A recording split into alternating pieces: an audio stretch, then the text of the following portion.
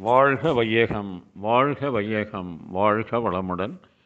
குரு வாழ்க, குருவே துணை. மனவளக்கலை உறவுகளுக்கு கோபாலின் வணக்கங்களும் வாழ்த்துக்களும்.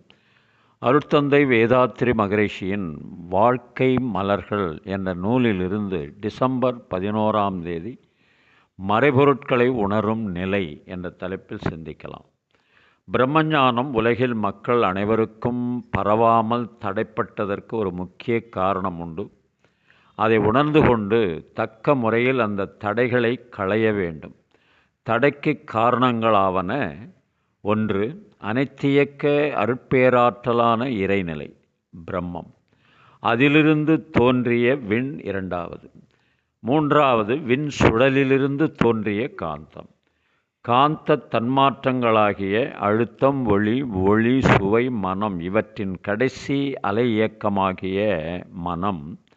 இவை அனைத்தும் மறைபொருட்கள். இவை இல்லை என்று மறுத்து கூற முடியாது. இவ்வாறு உள்ளன என்று புலனறிவுக்கு எடுத்துக்காட்டவும் முடியாது. ஆயினும் இவற்றை அறிவதற்காகவே 6வது அறிவு என்னும் சிந்தனையாற்றல் மனிதனிடம் அமைந்திருக்கிறது. 5 புலன்கள் மூலம் தோற்றப் பொருட்களை உணர்வது ஐயறிவு.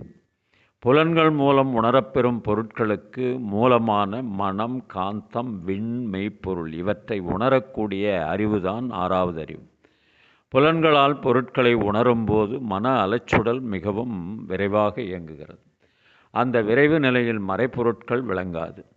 மன அலைச்சுடல் விரைவை அகத்தவ சாதனையால் குறைத்து அந்த நுண்ணிய நிலையில்தான் மறைப்பொருட்களை உணர முடியும். அருட்தந்தை அவர்கள் 6வது அறிவு இறைவனால் நமக்கு கொடுக்கப்பட்ட வரப்பிரசாதம். அதை கொண்டு மறைபொருட்களை உணர வேண்டும். மனிதனாக பிறந்தவன் மறைபொருட்களான இறைநிலை, உணர்வு, உயிர் சக்தி, மனம் இவற்றை உணர்வதற்காகவே மனித ரூபம் எடுத்திருக்கிறான் என்று சொல்வார் வேதாத்ரி மகரிஷி. ஆனால் அந்த அறிவை தேராத அறிவாக மனிதன் வெளியில் விட்டுவிட்டான் என்று கவியரசர் கண்ணதாசன் எழுதுகிறார் ஒரு பாடலில். நாயாய் மனிதன் பிறந்திருந்தாலும் நன்றி எனும் குணம் இருந்திருக்கும். நரியாய் அவனே பிறந்திருந்தாலும் தந்திரமாவது மிகுந்திருக்கும்.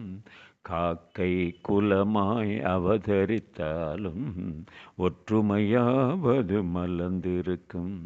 காற்றாய் நெருப்பாய் பிறந்திருந்தாலும் கடுகளவாவது பயனிருக்கும். 6ஆம் அறிவுடன் பேச்சும் செயலும் இணைந்தே மனிதன் பிறந்து விட்டான்.